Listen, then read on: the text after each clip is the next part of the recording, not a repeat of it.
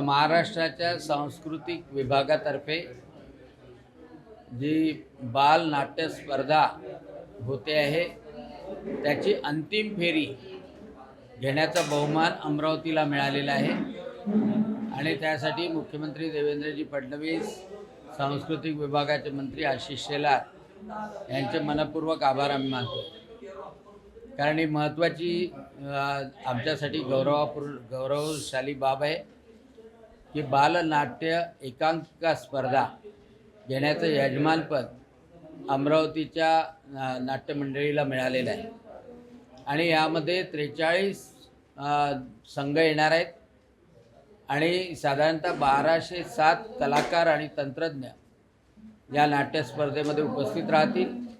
26 तारखेपासून सुरू होणारी नाट्य स्पर्धा 4 मार्चपर्यंत सुरू राहणार आहे। अमरावतीच्या श्री शिवाजी शिक्षण संस्थेच्या सुंदर आणि प्रशस्त सभागृहामध्ये ही नाट्य स्पर्धा होणार आहे। या नाट्य स्पर्धेमध्ये विविध विषय हाताळले जाणार आहे आणि या विविध विषयामध्ये प्रबोधनात्मक विषय राहतील, राष्ट्राच्या निर्माणाचे विषय राहतील, त्यासोबतच मनोरंजनसुद्धा राहील। आणि म्हणून या बालकलाकारांना जे मराठीची सेवा करतात आहे, ज्या मराठीला प्रधानमंत्री नरेंद्रजी मोदी यांनी अभिजात भाषेचा दर्जा दिला आहे आणि अभिजात भाषेचा दर्जा देण्याकरता मुख्यमंत्री देवेंद्रजी फडणवीस यांनी अहोरात्र परिश्रम केलेले आहे, अशा मराठी भाषेची लहानपणापासून सेवा करणारे हे बालकलाकार आणि त्यांचं कौतुक सर्व जनतेने करावं। या नाट्य स्पर्धेमध्ये रोज 5 ते 6 एकांकिका राहतील, त्या सर्व पाहाव्या। पत्रकार बांधवांनी त्यावर परीक्षण लिहावं, आपली मतं त्यावर व्यक्त करावी आणि अमरावती जिल्हा आणि अमरावती विभागातल्या सर्व नाट्यप्रेमी मंडळींना याचा आस्वाद घेता यावा, यासाठी आजची पत्रकार परिषद होती।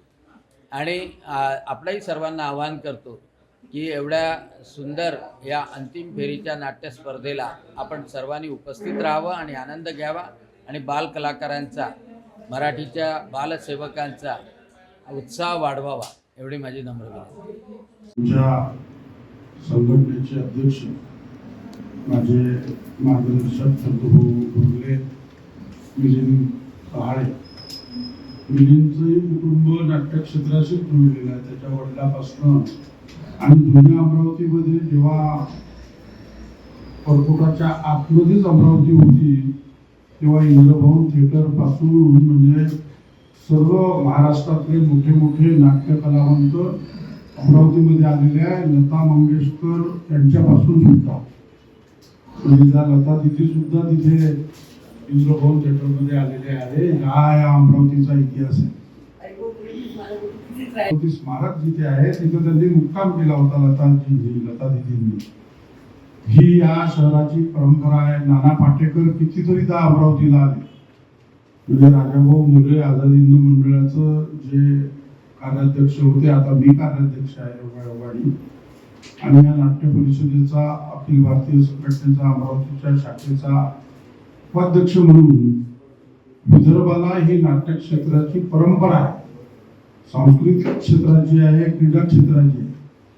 आणि ही चळवळ आता चंदूभाऊ डोरलेंच्या नेतृत्वाच्या माध्यमातून सुरू आहे। म्हणजे राजकारण विरहित खऱ्या अर्थानं काम करणारा मी कार्यकर्ता आहे। प्रत्येक क्षेत्रामध्ये हे आनंदाची गोष्ट आहे अमरावतीसाठी की बालनाट्य स्पर्धेचं अंतिम फेरीचं 26 फेब्रुवारी पासून आयोजन अमरावतीमध्ये होत आहे आणि हे रेकॉर्ड सगळे पहिलेही तोडलेलेच आहे। 89 बालनाट्य म्हणजे कलाकारांचा सहभाग राहिला, यावर्षी बघा ना, म्हणजे ही आनंदाची गोष्ट आहे की 4 बालनाट्य कलावंत आणि तंत्रज्ञान अमरावतीमध्ये आपली कला व कौशल्य सादर करणार आहे।